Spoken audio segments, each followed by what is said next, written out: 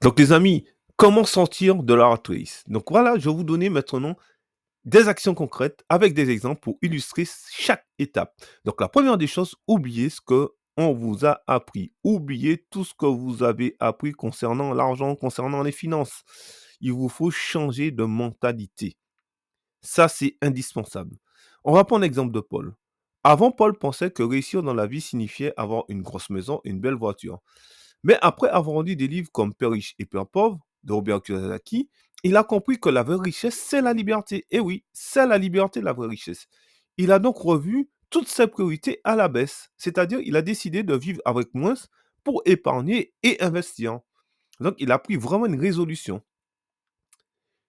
Il faut aussi vous former à l'éducation financière, comme Paul. C'est-à-dire que grâce à cela, vous aurez, une nouvelle vision de vos finances. Vous aurez tous les outils nécessaires pour pouvoir gérer vos finances et pour pouvoir multiplier vos finances.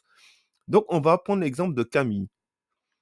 C'est pour ça que c'est important de se former, à l'éducation financière. Camille, elle a décidé de prendre des cours en ligne. Donc vous pouvez soit acheter des livres ou vous former en ligne sur les finances personnelles. Donc elle a décidé de se former sur les finances personnelles. En un an, elle a appris à investir dans les ETF et à générer des revenus passifs.